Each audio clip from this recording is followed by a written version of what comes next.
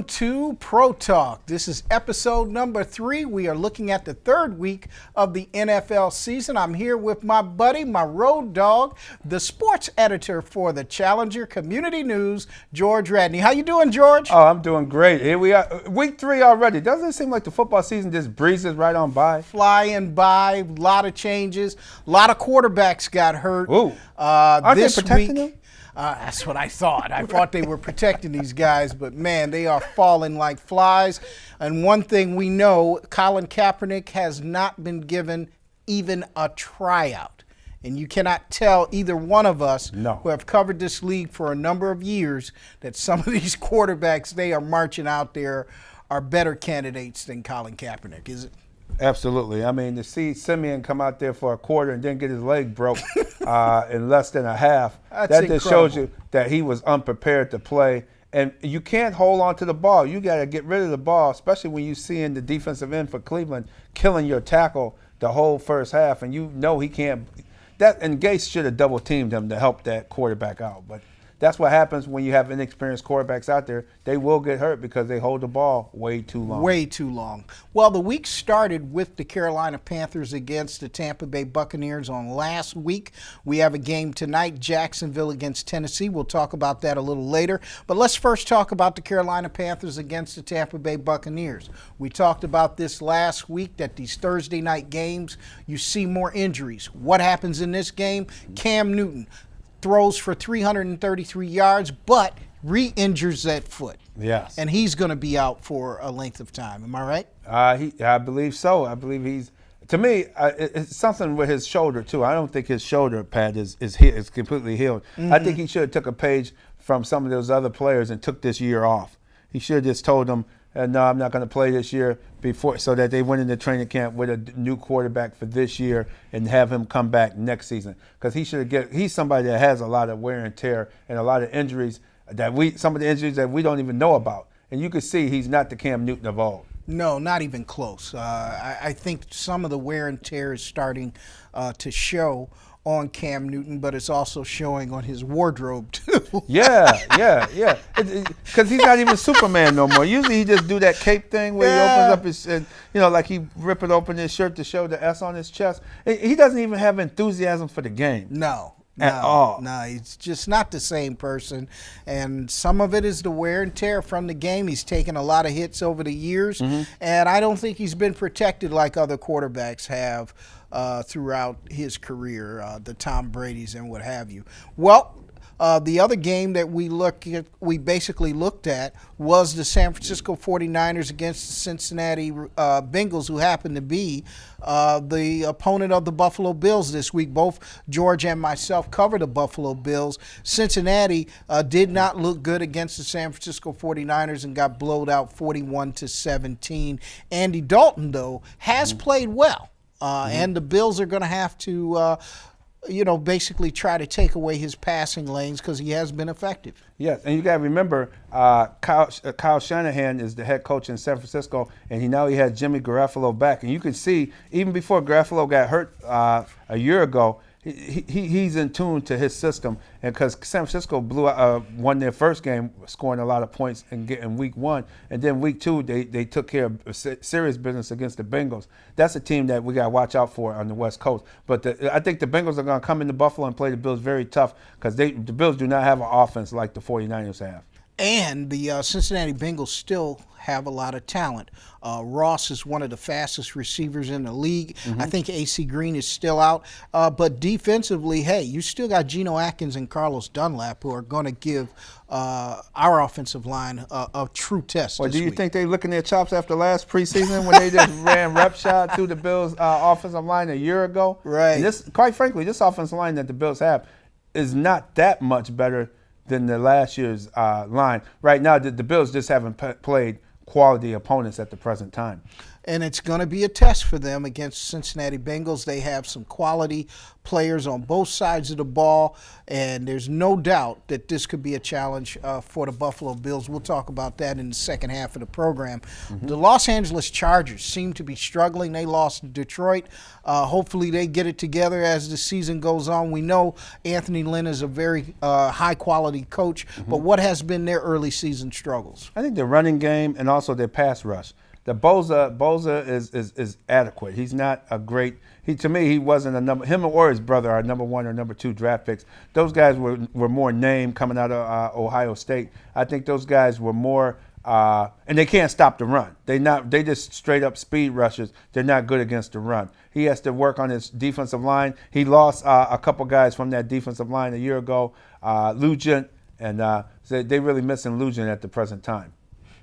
Also, Minnesota and Green Bay, it just seems like both offenses on both sides of the ball have struggled. New offense in Green Bay, but once again, the Minnesota Vikings, they have talent on the offensive side of the ball, but they have once again struggled also. They always find trouble with Green Bay. That's one of those matchups, those divisional games. Green Bay right now still has Minnesota's number. I'm looking forward to seeing the new head coach LaFleur and Aaron Rodgers get into it on the sideline, because you could tell that's about to come. Is that and it's coming sooner than later. Haley and who's that? Kurt Warner used to go at it on the sidelines for Arizona. Almost a similar type situation. The Indianapolis Colts have played quite well, even without Andrew Luck. They beat Tennessee. Tennessee has a very good football team, 19-17. Once again, Marcus Mariota only threw for 154 yards. What's going on with Tennessee? Tennessee, people looking at Mariota, but if you look at Mariota numbers, compare them to Eli Manning. I was looking at reading something today about it. Mariota's numbers are actually better than Eli Manning's numbers were through the first 4 years of their pro career. But nobody was talking about getting rid of Eli Manning in New York. But in Tennessee, everybody's talking about getting rid of Mariota even last year. And now this year, they already, the Boo Birds and everything are coming up. But this guy really hasn't done that poorly of a job to be taken out of as the starter there in Tennessee. I thought Eli even played fair against the Bills. He didn't play that bad. That's just not a very good football team. No, they're not a very good football team. But I see what OBJ Beckham was saying when he was in New York before he was traded. He was saying, hey, man, you got to look at the quarterback position. And the problem with Eli Manning now is it's taking him way too long to process a play. Right. By the time he processes it and throws the ball to the receiver, that receiver now has been covered. And they were able to knock the ball away just like they were doing when Beckham was there. So, to me, he should have been gone a couple of years ago. New England is breezing by in the AFC East. They absolutely blew out the Miami Dolphins. The Miami Dolphins are making a quarterback change this week. They're handing the ball from Ryan Fitzpatrick. The journeyman, who was once in Buffalo, is now on his way to the bench, and Josh Rosen will start this week for the Miami Dolphins. How do you see the Miami Dolphins and the New England Patriots? I think they're going to have some trouble there. Miami keep in mind, Miami's playing the toughest part of their schedule. So it's going to get easier. And keep in mind, people, listeners and viewers, the Buffalo Bills are playing the weakest part of their schedule, because the Bills are going to have to play the same teams that Miami are playing. They're just playing them later in the year. And unfortunately, Miami started the season with this tough schedule that they have right now. And they just got to hang in there, pull together. Everything will be all right down the road. Buffalo Bills did quite well against the New York Giants, handled them after the first series. New York decided they didn't need to run the football anymore. They were doing well running the football against the Bills. It didn't make any sense, their game plan. You have one of the best running backs in the game, and you don't give him the ball. What was their game plan? I mean, they ran the ball right down the field and scored. I didn't understand. They had a 7-0 lead. Why wouldn't you keep running him? Right. Barkley with the ball. He should have ran that ball 30-some times. Yeah. And that would have set up the play action, and they would have been able, and Manning would have been able to hit some open receivers down there. Sherman should not be a head coach. I think that's another telling sign too with them. Definitely starting to see that. The Seattle Seahawks upended the Pittsburgh Steelers 28-26. Russell Wilson once again throws for 300 yards, but the big story out of this game, Ben Roethlisberger out for the season with an elbow injury and needs season-ending surgery. surgery. And another point what I saw in that game is that Roethlisberger, and I saw it in the first game. I saw the highlights of the 33-3 blowout that the Steelers took up in New England the week before. Excuse me. Roethlisberger doesn't want to play. His body language shows me he wants to retire. He just doesn't have a body. Matter of fact, he has the exact same body language that I saw of Cam Newton. They're not enthused. They just going through the motions. They don't have that rah-rah. They don't have that, hey, I want to win. You can look at his face. You can look in his eyes when you see him in the huddle. He just really doesn't want to be there. And I really do believe we have seen the last of Roethlisberger last week. I don't think he'll be coming back. If you remember, this is an injury that has ended a lot of careers. Terry Bradshaw could not come back from the elbow injury. This ends the careers of quarterbacks, and we might have seen the last of Ben Roethlisberger, whether he wants to admit that or not. Hey, Mighty Over, do you think the egos of these guys who've been around long, the Drew Breeses, another guy that was hurt over the weekend, do you think those guys are looking at Tom Brady and saying, man, if he's 42 years old, I'm only 40, I'm only 38. Man, I can play 3 more years. But their body telling you, no, man, you can't play 3 more years. But I can play, because look how easy Tom Brady making it look. So I think these guys got the ego. They've seen Brady, and now they really are leaving their bodies out on the field. Well, the last game before we go to a break that we'll look at that I think was a key game for the entire season is New Orleans Saints against the Los Angeles Rams. Once again, the referees were absolutely awful. They blew a call. Should have been a touchdown. Could have changed the course of that game, but they blew the play dead. They reviewed the play, and ends up it was a fumble. They had to give the ball to New Orleans, but took back a touchdown. A touchdown. How do you explain that to the Saints ownership, their fans, everybody? 3 games in a row, counting the playoff game. The first week in New Orleans, it was a mix-up there that cost New Orleans an opportunity to gain more points before halftime. And now this, Cam Jordan picks up the ball, runs it back for an apparent touchdown, and the referee running in there calling it. And you done instructed these referees before the season to say, when you see let the play go, then we can review it and we'll make sure that we got it right. How do you do that as a referee, run in there and cost the team? That guy shouldn't referee a game. He should be done refereeing football games. Absolutely should be done. There's no reason for that. Like you said, multiple weeks in a row against the New Orleans Saints. Well, we're going to go to a short break and be right back here on Pro Talk with the Mighty Over and George Radney from the Challenger Community News. We're going to first hear from Jerry Hughes, defensive end from the Buffalo Bills. We talked to him briefly just the other day. He's ready to play this Sunday, one of the best defensive ends in football. We'll be back right after this break on the Mighty Over. I'm here with my man, Jerry Hughes. I had the pleasure of being on the show last week with a good friend of yours, Alex Carrington. Yeah, AC, man, he's a great guy, man. Missed the big guy around, but I know he's out doing nothing but great things in the world. Right, brother. He always had great things to say about you. He said that you're one of the best athletes that he's ever played with. Nothing but good things to say about Jerry Hughes. Oh, man, that's so great to hear, man. AC's been a great guy. When I first got here, he showed me the ropes, took me around the city, introduced me to the real city of Buffalo, which was great just to go out there, hang out with the guys. Whenever you get traded, you kind of feel a little lost, but he brought me here, made me feel like one of the guys, and it was always nothing but love from then on.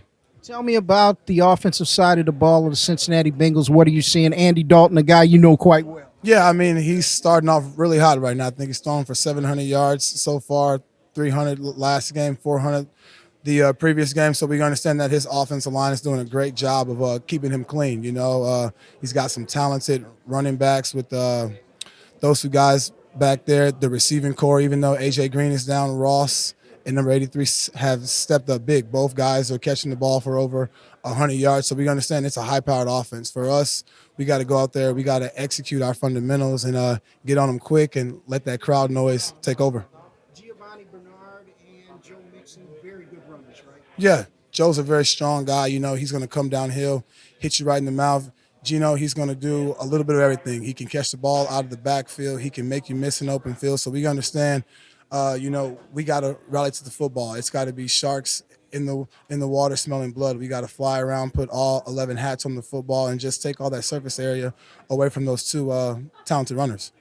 How important is it for you guys to take away Andy Dalton's passing lanes, not giving him clear targets? Oh, it's huge. I mean, like I said, with John Ross on the outside, blowing the coverages off of teams, and then Bird, coming across the middle, catching passes. We understand that even without A.J. Green, he's still getting the job done as far as finding talented wide receivers. So we understand up front, we got to get on them quickly, close those passing lanes, make them go to his third and fourth options. That way, if we can take away those two guys quick, maybe it'll help us out. Last question to you. How big is it being back in New Era Field? Oh, man, it's great to be back home, honestly. I mean, I understand the kind of energy and juice that the fans are going to bring to the stadium on Sunday. I've been, just alerting the young guys, the decibel level is going to be a little bit higher than normal, but, it's nothing that we can simulate out here on practice, but it's going to be amazing. It's going to be electric. It's going to be everything you want in a home opener for a football game. All right, luck to you on Sunday, Jerry Hughes. All right, take care now. Thank you. Okay, we're back here after the break, hearing from Jerry Hughes. This guy is ready to play. Sunday is going to be incredible out at New Era Field. Of course, myself and George Radney cover the Buffalo Bills on a regular basis. Well, Sunday's matchups, we're going to start with Denver and Green Bay. What do you think, George? I like Green Bay. Green Bay is doing what they need to do to win. Unfortunately, Denver, once again, they need to get rid of the general manager, John Elway. He keeps picking quarterbacks that's not good quarterback. Joe Flacco's at the end of the line. Joe Flacco should be out of football after this year because he's horrible. He's missing all kinds of throws. Go with Green Bay in this one. Why did he make a coaching change anyway? Yeah. I thought he didn't give Vance Joseph an opportunity to be successful, and this guy has been touted as a guy people were pursuing for years, and Marvin Lewis was not allowing him to go out on interviews. Right.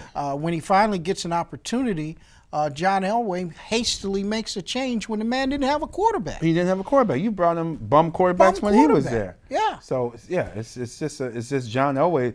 John Elway is the problem in Denver. Definitely. All right, Atlanta and Indianapolis. Oh, I like Indianapolis is on the upswing as I predicted before the season. I like Indianapolis to win that division. I expect them to be in the playoffs either as a wild card or a true division winner there. I think they'll beat Atlanta because Ryan showed last week he makes an awful lot of mistakes. They were very fortunate to beat the Eagles last week. Absolutely. Baltimore against Kansas City. This is a big-time game. Lamar Jackson.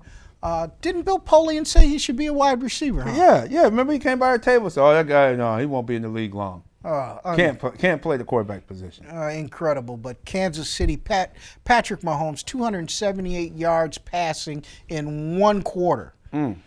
Josh Allen threw 253 yards for the game. This guy, one quarter, 278 yards, and we passed on him also. We passed on him. Can you believe the Bills passed on him? Hey, what can you say? But I would say Kansas City will beat Baltimore in this one. All right, Oakland and Minnesota. Minnesota needs to win this game bad. So does the Oakland Raiders if they want to keep up with the Kansas City Chiefs. What do you think? Minnesota's going to bounce back in this one. I think the Raiders they shot their wad in week one, and I think teams are on to the Raiders and know how to defend them, and Minnesota will come out with the win. All right, New York Jets.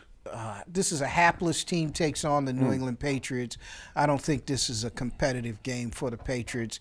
The Jets, Adam Gase he's a bum. He's a terrible coach. He's a bum. He should not be coaching. He shouldn't even be coaching Pop Warner. How did this guy mess up the Miami franchise, mess up their salary cap, leaves Miami and goes right over to a division rival? Right. And as soon as he get there, they fired the general manager, bring in, I guess, his guy, and they just mess up the roster left and right. And thirdly, Sam Darnold last year under Todd Bowles' coaching staff, he was able to, you roll him out the pocket and let him throw on the run. This Adam Gase has them in a three-step drop, and the Bills batted at least 6 passes down at the line of scrimmage, and so did Cleveland the other night when they played on Monday night. Poor coaching, very poor coaching, poor coaching, poor coaching. Get rid of Adam Gase. The Jets are done. They're on their third quarterback. Sam Darnold is out again. Simeon broke his ankle. Yeah. He's out. Yeah. And now we have another guy we've never heard of, will take over for the New York Jets this week. Le'Veon Bell about the only thing they have going for Le'Veon them. Bell is a great player, but he's on a very bad football team. And without C.J. Mosley in that defense, they're just not the same. No, they're not. They're not the same at all. All right, Detroit at Philadelphia. I like Philly in this one. Philly just has a bounce back this week with their offense and continue to play steady. It'll be a close game. If you're on the betting line, take the points with Detroit. Whatever points they're getting, it'll be a close game. Philly should win. Carolina at Arizona, another no-name quarterback stepping in for Cam Newton. I think Arizona wins this. I think so. that Kyler Murray is another guy that they were trying to tell you that could not play the quarterback position in the NFL is doing quite well. Yes, he's very very accurate. competitive, He's a lot yeah. more accurate than I thought he was going to be. He's rolling out, and keep in mind, look what they're doing. They're rolling him out of the pocket. They're allowing him to be him. A lot of these coaches, like the Adam Gases and them, they don't want these coaches. They all about the pocket. And guess what? The pocket has really been gone for the last 10 years. But really, these quarterbacks today, all of them throw the ball. They're at their best outside of the pocket. Rolling out, Rolling getting out. away from the linemen are trained to knock those passes down. You saw multiple passes knocked down 2 weeks in a row for the Buffalo Bills. They told me yesterday that's what they do. Yeah. They can't get to you. They're going to knock those balls down. And the funny thing, the ironic thing about it, to prove my point, if you go back and look at the film, the best passes that Josh Allen, quarterback of the Buffalo Bills, throws is when he's on the run. When he's on the run, absolutely. He makes plays with his legs. Staying in the pocket, he takes sacks. And he throws off flat-footed, and he throws poor passes when he's in the pocket. All right, last 5 minutes, let's talk about the Buffalo Bills against the Cincinnati Bengals. We know that we're heard all over the country, but we do cover the Buffalo Bills.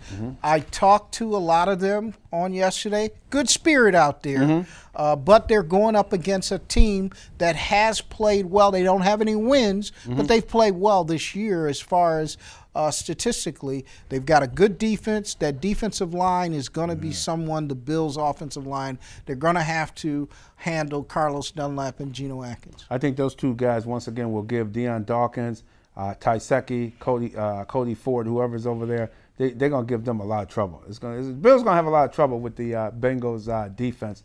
And they already have trouble. The key for Buffalo is not turning the ball over. If they're able to not turn the ball over, I can see Buffalo coming out with the win. Offensively, John Miller is on the side of the Cincinnati Bengals. I think Cordy Glenn is still in concussion protocol. He probably will not play. But their offensive line is decent with Andy Dalton at quarterback. They've done well so far this year. Yes, they have. He just hasn't had a running game. Those running backs have to, Joe Mixon and Giovanni Bernard. They're going to have to show up this week. And I think they will. I think they'll show up because teams seem to be able to run against the Bills. They just got to, they got a nice offensive line and they got to make it work. And AC Green is going to be out for this game, but John Ross is one of the fastest people in the NFL. Is clocked at 4.22 in the 40. Ooh. This is a guy you're going to have to keep in front of you.